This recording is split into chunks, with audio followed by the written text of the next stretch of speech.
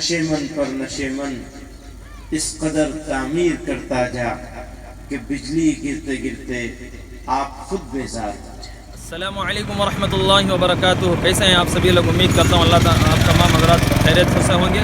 اللہ تعالیٰ آپ تمام حضرات کو جزائے خیر عطا فرمائے اور ساری امت مسلمہ کو اللہ تعالیٰ صحت اور تندرستی عطا فرمائے۔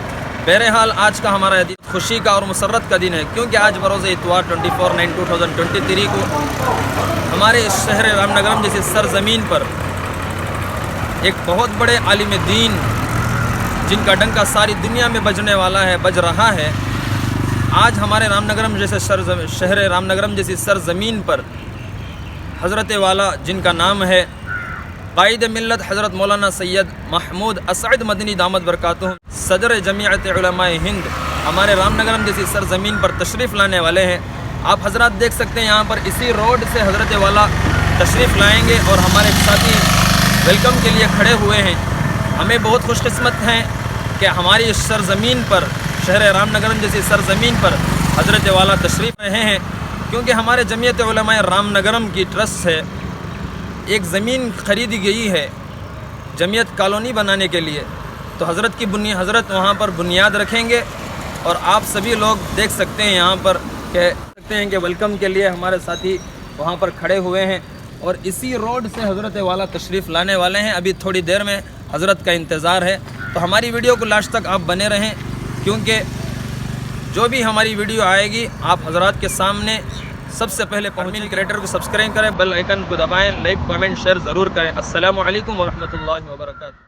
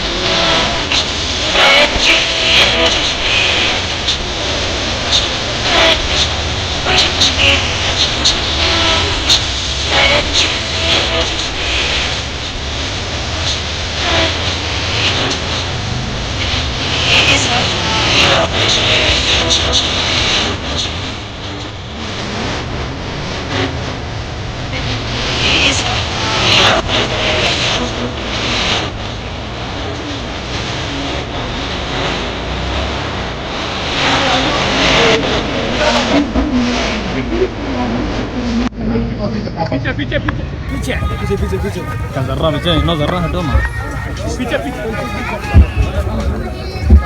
मेन वीडियोग्राफर को जगह दे लो भी Hello na, ऊपर पकड़ो। आता hello na ना। पकड़ो ऊपर पकड़ो ना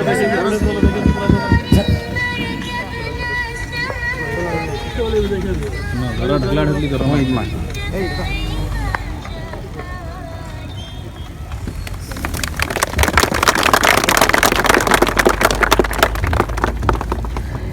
وہ لہراتا نظر آتا ہے حزب اللہ کا جھنڈا،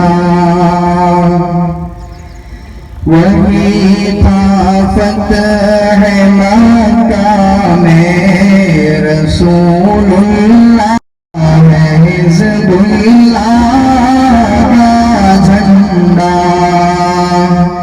وہی تھا فتح مکہ میں رسول اللہ کا جھنڈا، وہ جھنڈا نائبین احمد مختار کا جھنڈا، ہوگا شاہد کہ وہ تھا سید الابرار کا جھنڈا، وہ لہراتا ہے جھنڈا دیکھیے مردان غازی کا، نشان جوت اصحاب نبی کی پاک بازی کا، نشان جمیع علماء کے دینی رہنما کا، علم اسلام کے شہدائیوں کے پیشوا کا، وہ جھنڈا یادگار فتح مکہ آج لہرایا، ستارہ قوم کی قسمت کا یعنی آج پر آیا، وہ لہراتا نظر آتا ہے حزب اللہ کا جھنڈا، وہی تھا فتح مکہ میں رسول اللہ کا جھنڈا۔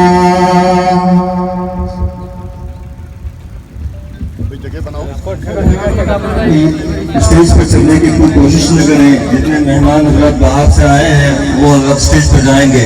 بقیہ شہر رام نگر کے تمام حضرات سے گزارش کی جاتی ہے کہ اسٹیج کے سامنے رکھی ہوئی چیئروں پر اپنی نشستیں لیں۔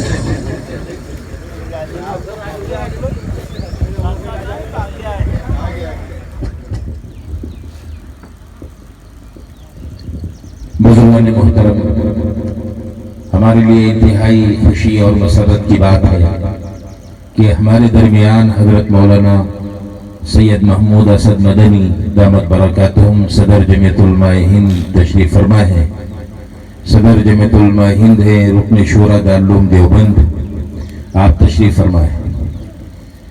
ابھی 15-20 دن پہلے بلکہ 1 ماہ پہلے بنگلور میں ایک اہم پروگرام تھا NIOS کے سلسلے میں۔ آپ کی جو کوششیں ہیں جمعیت اوپن اسکول کے سلسلے میں، مدارس کے جو طلباء علم دین حاصل کر رہے ہیں ان طلباء عزیز کو عصری تعلیم میں بھی سند یافتہ بنایا جائے، اس سلسلے میں حضرت مولانا سید محمود صاحب دامت برکاتہم کا ایک خواب تھا۔ الحمدللہ اس کو پورا کرنے کی کوشش کی گئی، پہل کی گئی، اور اس وقت پورے ملک میں 10,000 کے قریب ہمارے مدارس کے طلباء 10ویں کا امتحان دے رہے ہیں۔ اور یہ انتہائی اہم بات ہے کہ ہمارے جو دینی علوم کے حاصل کرنے کی جو ترتیب ہے، جو نظام العمل ہے، اس نظام العمل میں کسی طرح کا کوئی فرق نہیں ہے۔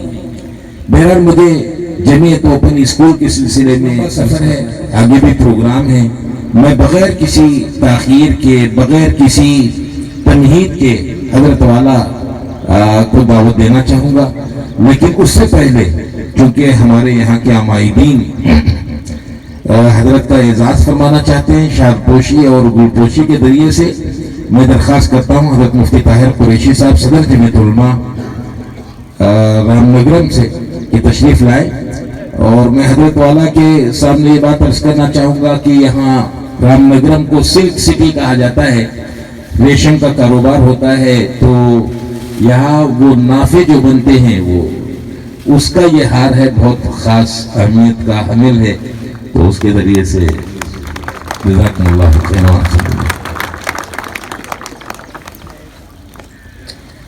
میں حضرت والا سے درخواست کرتا ہوں تشریف لائیں اور اپنے کتاب سے ہم سب کو مستفیض فرمائیں۔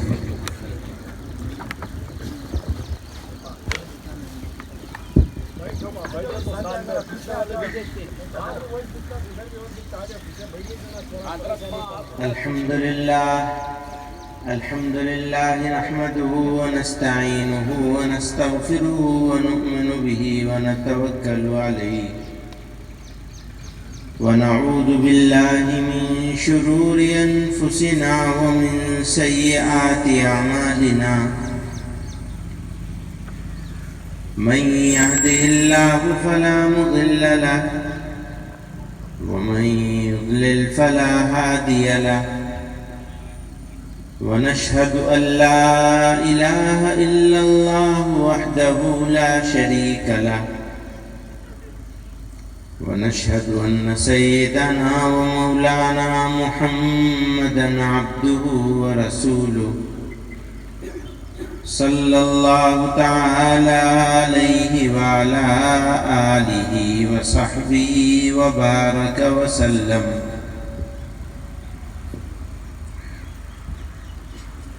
بزرگان محترم، برادران عزیز،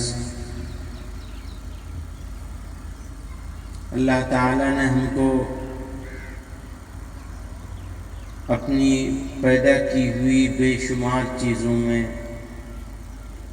انسان اشرف المخلوقات بنا، اور انسان بھی ایسا بنایا کہ کوئی کمی نہیں چھوڑی۔ دیکھنے کے لیے آنکھیں، سننے کے لیے کان، بولنے کے لیے زبان، چلنے پھرنے کام کاج کے لیے ہاتھ پاؤں، دل، دماغ، جگر، معدہ، اتنی نعمتیں اس جسم میں دے دیں کہ ساری کوششیں کے باوجود نعمتوں کی گنتی نہیں کر سکتے۔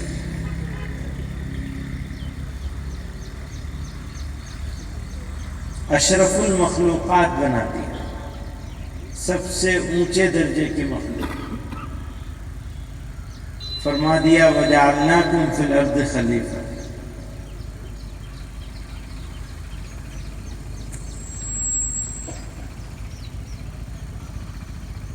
پھر یہ نعمتیں دے دیں اور ان نعمتوں کی تکمیل کر دی ایمان آتا کہ اگر انسان ہو اور ایمان سے محروم رہ جائے تو پھر اچھا تھا کہ انسان ہی نہ بنایا جاتا۔ انسان ہونے کا انسان کو فائدہ ہی تب ملے گا جب زندگی ایمان پر ہو اور خاتمہ بھی ایمان پر ہو جائے۔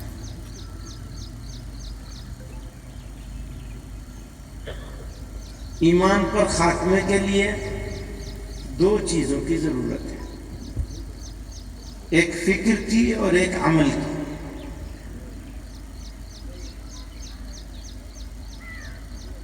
فکر اپنے ایمان کی اور اپنے نسلوں کی اور اپنے پڑوسیوں کی، اپنے علاقے کی ایمان کی، اور عمل، فکر اگر بغیر عمل کے ہو تو وہ فکر ادھوری ہے.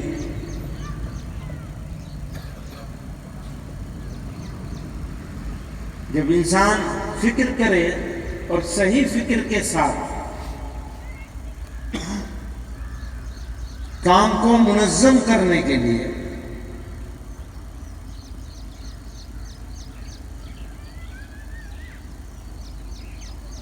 کیونکہ جو کام غیر منظم ہوتا ہے اس کام کا رزلٹ نہیں ملتا.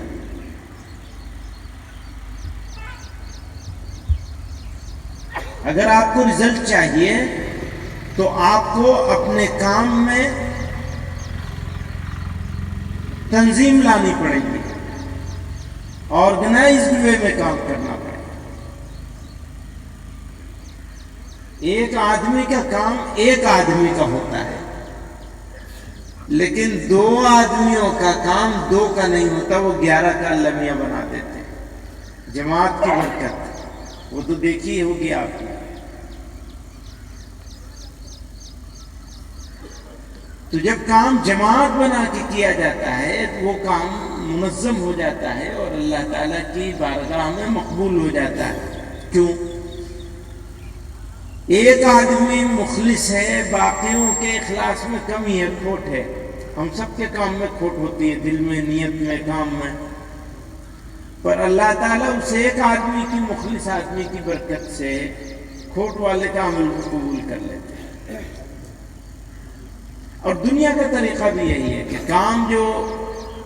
کام اگر کارآمد کرنا ہے آپ کو تو کام کو منظم کرنا پڑے گا, آرگنائزڈ کرنا پڑے گا. کام کو منظم اور آرگنائزڈ کرنے کے لیے آپ کو سیکھنا پڑے گا, سیکھے ہوئے لوگوں کو جوڑنا پڑے گا, ان کے ساتھ جڑنا پڑے گا اور مسلسل کام کرنا پڑے گا. یہ نہیں ہو سکتا کہ ایک دن کریں گے اور ایک دن چھوڑ دیں گے. ہاں, یہ نہیں ضروری ہے کہ 24 گھنٹے وہی ایک کام کرتے رہیں, لیکن چاہے تھوڑا سا کریں پر کرنا پڑے گا. اگر آپ لوگوں کے ایمان کی اور دین کی فکر کریں گے تو اللہ تعالیٰ آپ کے دین اور ایمان کا ذمہ لے لیں گے, اور لوگوں کے دین اور ایمان کی فکر کرنے کے لیے آپ کو ان کی دنیا کی فکر بھی کرنی پڑے گی, ان کی تعلیم کی فکر کرنی پڑے گی, ان کی تربیت کی فکر کرنی پڑے گی.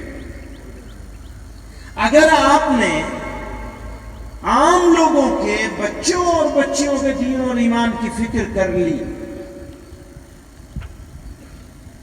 ان کے معاملات میں آپ ان کے ساتھی ہو گئے, تو آپ ان کے دین ایمان کی فکر کرنے والے بھی آسانی سے بن جائیں گے. یہ ساری چیزیں ایک دوسرے سے ملی ہوئی ہیں, انٹر کنیکٹڈ ہے. اگر خدمت کی بات ہو رہی ہے, اگر تعلیم کی بات ہو رہی ہے, اگر کاروبار کو کھڑا کرنے کی بات ہو رہی ہے, اگر ان کو روزگار سے جوڑنے کی بات ہو رہی ہے, تو وہ اس لیے نہیں ہو رہی کہ ان کو کاروباری بزنس مین یا روزگار میں جوڑ دینا چاہتے ہیں, بلکہ اس لیے ہو رہی ہے کہ کمزور مسلمان کے ایمان کو زیادہ خطرہ ہوتا ہے مضبوط مسلمان کے ایمان کے مقابلے. آپ سمجھ رہے ہیں؟ اگر کوئی مسلمان ایمان والا ہو اور وہ مضبوط ہو تو وہ اپنے ایمان کے ساتھ ساتھ اپنے پڑوسی کے ایمان کو بچانے والا بھی بن سکتا ہے. لیکن اگر کمزور ہوگا تو اس کے ایمان کی مضبوطی دوسرے کے کام نہیں آ پائے گی اتنی زیادہ. اس لیے معاشرے کو, جوانوں کو, بچیوں کو, بچوں کو سنبھالنا بھی ضروری ہے, اور سنبھالنے کے لیے بچپن سے ان کا ہاتھ پکڑنا پڑے گا, اور بچپن سے آپ ان کا ہاتھ نہیں پکڑ سکتے بغیر مکتب قائم کیے ہوئے. اگر بچپن میں آپ نے اس کو دین نہیں سکھایا تو جوانی میں کہاں آپ کے پاس رہتے؟ جوانی میں اپنے بچے نہیں رہتے اپنے پاس.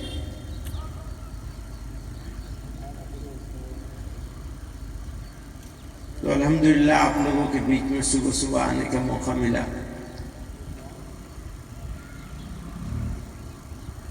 آپ لوگوں نے زوردار استقبال کیا. تو دو باتیں کہنا چاہتا ہوں. پہلے تو شکریہ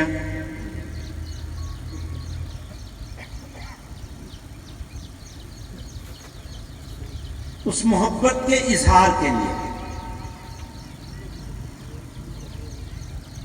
پر یہ محبت اللہ ہی کے لیے ہونی چاہیے. دوسری بات یہ ہے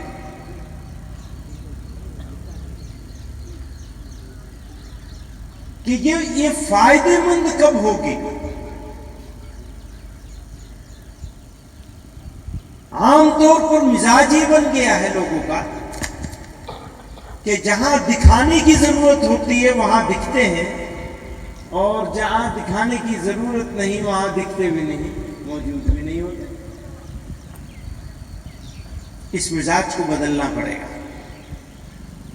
دکھانے کی ضرورت نہیں بلکہ کام کی ضرورت ہے. میں اپنے جوانوں سے کہنا چاہتا ہوں اس علاقے کے، آپ قوم کا سرمایہ ہیں.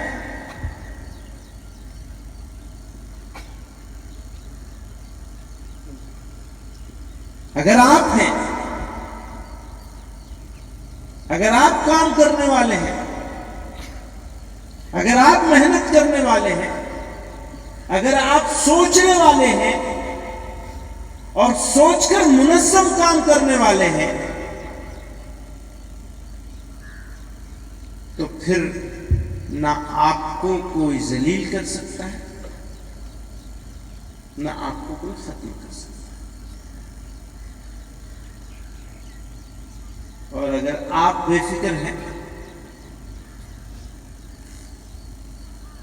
اگر آپ بے پرواہ ہیں، اگر آپ غیر منظم ہیں،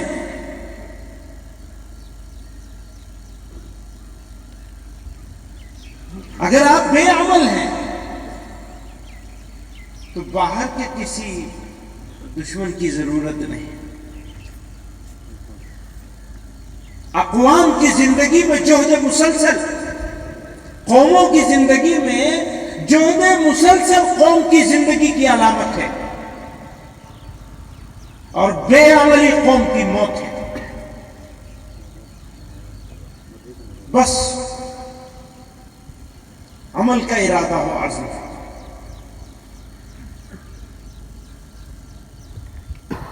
نشے من پر نشے من اس قدر تعمیر کرتا جا کہ بجلی گرتے گرتے آپ خود بیزار ہو جائیں. اور یاد رکھیے، آپ ہی کا امتحان ہے، آپ ہی کے سامنے مشکل آئی، کسی اور کے سامنے نہیں آئی. ان مشکلات کا مقابلہ کرنا، اس کے لیے تیار رہنا،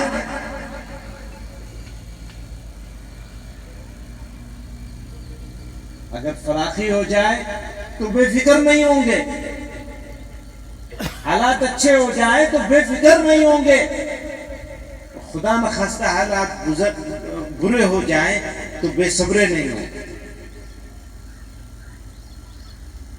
صبر کے ساتھ، استقامت کے ساتھ،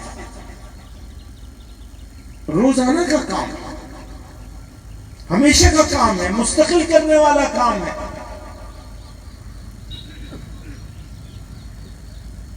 فکر کے ساتھ عمل کا ارادہ کر لیں. میں مبارکباد دوں گا، ادارے کی بات ہو رہی ہے یہاں قائم کرنے کی. قوموں کی زندگی میں ادارہ سازی بھی ضروری چیز ہے. اگر ادارہ نہیں بنے گا تو کام کی تنظیم کیسے ہوگی؟ تو یہ آپ کی بیک بون ہے، آپ آپ کا سرمایہ ہے، آپ کو اس کے لیے قربانی دینی ہے.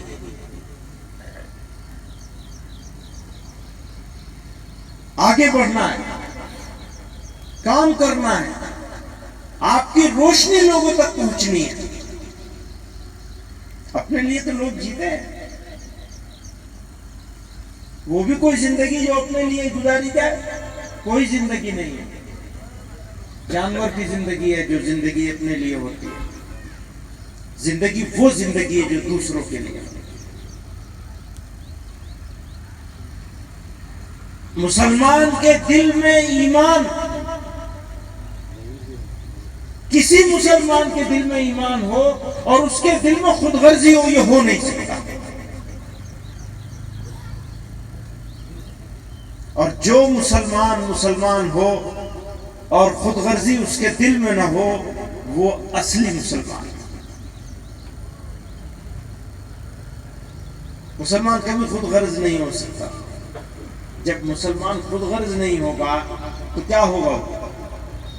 دوسروں کے کام آنے والا ہوگا، دوسروں کے بارے میں سوچنے والا ہوگا، دوسروں کی فکر کرنے والا ہوگا. اور دوسروں کی بات جب میں کر رہا ہوں تو پھر سب کی بات کر رہا ہوں، سب کی بات کر رہا ہوں. پھر یہاں اپنا اور غیر کچھ نہیں ہوتا. کیا کوئی کسی مسلمان کے لیے کیا کوئی غیر ہو سکتا ہے؟ میں سوال کرتا ہوں آپ سے، کیا کسی مسلمان کے لیے کوئی دوسرا انسان کسی مذہب کا ماننے والا ہو، کسی رنگ کا ہو، کسی نسل کا ہو، کسی زبان کا بولنے والا ہو، کیا وہ غیر ہو سکتا ہے؟ کیسے غیر ہو سکتا ہے؟ اللہ کے نبی صلی اللہ علیہ وسلم نے تو فرمایا اللہ کی ساری مخلوق کے بارے میں کہ اللہ کا کنبہ ہے، پریوار ہے، خاندان ہے. جو اللہ میاں کے خاندان میں ہو وہ ہمارا اپنا ہے یا غیر ہے؟ غیر ہو سکتا ہے. سوچنے کے انداز کو بدلنا ہوگا. ہاں، اپنائیت الگ الگ ہوتی ہے. باپ بیٹے کا رشتہ ہے وہ کسی دوسرے کے ساتھ نہیں ہو سکتا، بھائی بھائی کا رشتہ ہے وہ کسی دوسرے سے نہیں ہو سکتا. لیکن غیر تو کوئی ہو ہی نہیں سکتا ہمارا. تو ہمارے سامنے تو بہت بڑا میدان پڑا ہوا ہے کام کا. ہم نے کمبل اوڑا ہوا ہے، آرام کر رہے ہیں، کچھ کر لیتے ہیں، سوچتے ہیں ہم نے بہت کر لیا. یہ تو سوچو کہ کتنا کام باقی ہے. بھی بچیوں اور بچوں کو سنبھالنا بہت ضروری ہے. اپنے گھر کی بچیوں اور بچوں کو سنبھالنا ضروری ہے. اس علاقے کی کوئی بچی اور بچہ ایسا نہیں بچنا چاہیے جو فرض عین والی تعلیم سے محروم رہ جائے. پہلی ذمہ داری رام نگرم والوں کی ہے. اپنے علاقے کو پہلے سنبھال لو کم سے کم. اس کے لیے مکاتب کا جال بچھانا. کوئی محلہ، میں ایک گاؤں میں گیا، پوچھا کتنا مکتب ہے؟ ہاں جی مکتب چلتا ہے ہمارے یہاں، بہت اچھا مکتب چلتا ہے. بڑی تعریف کر رہے تھے. چودھری لوگ بیٹھے تھے گاؤں کے. بہت اچھی بات ہے ماشاءاللہ. کتنے بچے پڑھتے ہیں؟ جی 40 بچے پڑھتے ہیں. بہت خوب. ایک مکتب ہے؟ جی بالکل ہمارے یہاں مکتب ہے، مدرسہ بھی ہے، فلاں بھی ہے، فلاں بھی ہے. یہ بتاؤ آبادی کتنی ہے؟ کہنے لگے 18,000. ووٹ کتنے ہیں اور بچے کتنے ہیں اس میں؟ میں نے کہا کم سے کم تمہارے پاس 8,000 بچے تو ہیں. 8,000 بچوں میں 40 بچوں کو مکتب چلا رہے ہیں اور سوچ لیا اطمینان ہو گیا کہ ہو گیا ہمارا کام. اور سروے کرو کتنے بچے ہیں جو دین، بنیادی دین جانتے ہیں. پیدا کس لیے کیا گیا ہے نہیں جانتے. کھانے کمانے مر جانے کے لیے پیدا کیا ہے. کھاؤ کماؤ سو جاؤ، یہ مسلمان کو ایسا ہو گیا ہے آج. سو آپ لوگوں کے اوپر بڑی ذمہ داری ہے. آپ کو اپنے پورے رام و نگرم کو سنبھالنا ہے.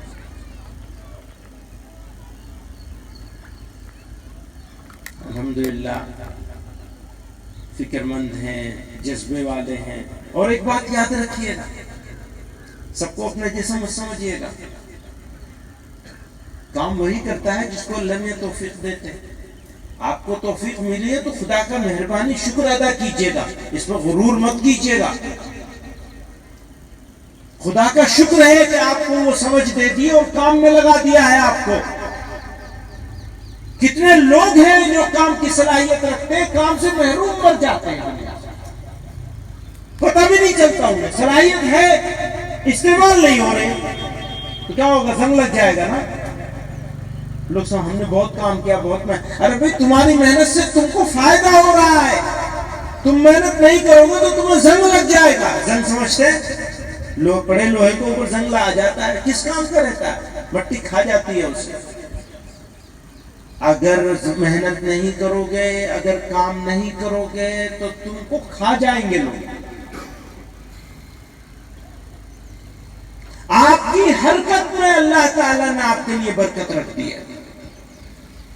آپ کے کام میں اللہ تعالیٰ نے برکت رکھ دی ہے. آپ کو کام کی ضرورت ہے، اور کوئی یہ نہ سمجھے کہ اس کے پاس صلاحیت نہیں ہے. جس کو پروردگار نے پیدا کر دیا، انسان بنا کر، اشرف المخلوقات بنا کر، وہ اپنے آپ کو سمجھتا ہے کہ میں ناکارہ ہوں. ہر آدمی کام کر سکتا ہے. اللہ تعالیٰ کے ہاں جب انعام بٹے گا تو وہ کام کے حساب سے نہیں بٹے گا. کام کے حساب سے بھی اللہ تعالیٰ کسی سے خوش ہو جائیں گے، راضی ہو جائیں گے. کام کے حساب سے، کام سے زیادہ ہی عطا فرمائیں گے انشاءاللہ. آپ کی نیت پر ہے، آپ کے ارادے پر ہے، آپ کے کوشش کرنے پر ہے. رزلٹ اللہ کے ہاتھ میں ہے. آپ رزلٹ کی پرواہ مت کیجیے، کام کرتے رہیے. مسلسل کام کرنا ہے، آرام اور راحت کو تج دینا ہے. ہمارے حضرت شیخ الحدیث رحمۃ اللہ علیہ اپنے بارے میں لکھتے ہیں کہ گھر والوں نے کہا اتنا بڑا ہو گیا، آپ اس کو پڑھنے نہیں بھیجتے ہیں. حضرت کی پڑھائی دیر میں شروع ہوئی تھی. ابا کہتے تھے نہیں، وہ بہت بڑے بزرگ تھے، وہ بھی بڑے عالم تھے. حضرت مولانا یحییٰ صاحب رحمۃ اللہ علیہ، حضرت گنگوہی نور اللہ مرقدہ کے خادم خاص تھے. تو رشتہ دار لوگ کہتے تھے فلانے بچے کا اتنے پارے ہو گئے، فلانے کا اتنا ہو گیا، یہ ہو گیا، آپ ان کو پڑھنے نہیں بھیج رہے ہیں، کیا ہو، کب پڑھاؤ گے؟ کیا میاں ابھی کھیل لینے دو. پڑھنے بیٹھے گا تو جب اوکھلی میں سر دے گا تو خبر میں ہی چھٹی ملے گی. پھر خود حضرت شیخ نے لکھا ہے. اچھا کام جو کرتا ہے اسی کو چھٹی نہیں ملتی، کام کرنے والے کو چھٹی نہیں ملتی. اس کے اوپر کام کے تقاضے بڑھتے چلے جاتے ہیں. یہ بھی ہے، تجربہ کر لیجیے گا. جتنا زیادہ کام کریں گے اللہ تعالیٰ اتنا ہی زیادہ کام میں اور لگاتے چلے جائیں گے. یہ تو اللہ کی مہربانی ہے. نئے نئے کام ذمہ پڑ رہے ہیں اور نئے نئے تقاضے سامنے آ رہے ہیں. جو کام نہیں کرتا اس کو پتہ ہی نہیں چلتا. وہ تو یہ سوچتا ہے بہت کام ہو گیا، بس ٹھیک ہے کر لیا، اپنی دکان چل رہی ہے، چل گئی بس. نیا تقاضا کس کے سامنے آتا ہے؟ نیا تقاضا اس کے سامنے آتا ہے جس سے اللہ میاں خوش ہو جاتے ہیں. یہ اللہ میاں کی خوشی کی علامت ہے، پہچان ہے کہ روزانہ نئے تقاضے آتے چلے جاتے ہیں. یعنی اللہ تعالیٰ فکر، فہم، سمجھ عطا فرما دیتے ہیں، ورنہ محروم رہ جاتا ہے. بہرحال ہمارا بھی آگے بھی سفر ہے، لمبی بات ہو گئی. اللہ تعالیٰ آپ لوگوں کو جزائے خیر دے، قبول فرمائے. اور اس جو ادارے کی بنیاد رکھنے جا رہے ہیں، کوشش کر رہے ہیں، زمین لے ہی لی ہے، پیسہ کچھ دے دیا، کچھ باقی ہے، وہ بھی اللہ میاں پورا کروا دیں گے انشاءاللہ. تو اللہ تعالیٰ قبول فرمائے اور اس کو مرکزیت عطا فرمائے. وآخر دعوانا